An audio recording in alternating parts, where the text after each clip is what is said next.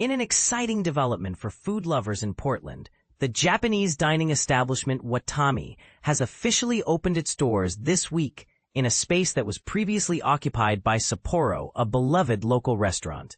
This new location can be found at 230 Commercial Street, marking Watami's second venue following its successful debut in downtown Brunswick back in 2021. Watami has taken over the spot that Sapporo called home for nearly 4 decades before it made the move to Falmouth earlier this year. Owner Kevin Chen shared that many of his loyal customers from Brunswick encouraged him to expand into Portland, and he has responded to that call. The new restaurant boasts a capacity of around 80 diners indoors, along with an inviting outdoor patio that can accommodate an additional 20 guests. This nearly doubles the seating available at the Brunswick location, which has a cozy capacity of 50. The menu at the Old Port Watami mirrors that of its Brunswick counterpart, but with some exciting additions, including hibachi grill options.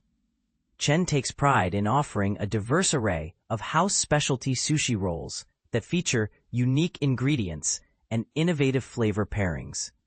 In addition to sushi, the menu includes a variety of ramen dishes, poke bowls, and a selection of boba teas. Notably, they have also introduced Cuban coffee to their offerings, adding a delightful twist to the beverage selection. While Portland certainly has its fair share of competition in the dining scene, we believe we can offer something distinct and appealing to our customers, Chen remarked, hinting at the restaurant's commitment to standing out in a crowded market. Watami welcomes guests every day of the week, operating from 11:30 a.m. to 9 p.m., Sunday through Thursday, and extending its hours until 9:30 p.m. on Fridays and Saturdays. With its unique menu and inviting atmosphere, Watami is poised to become a new favorite for both locals and visitors alike. What do you think about the growing number of Japanese restaurants in Portland?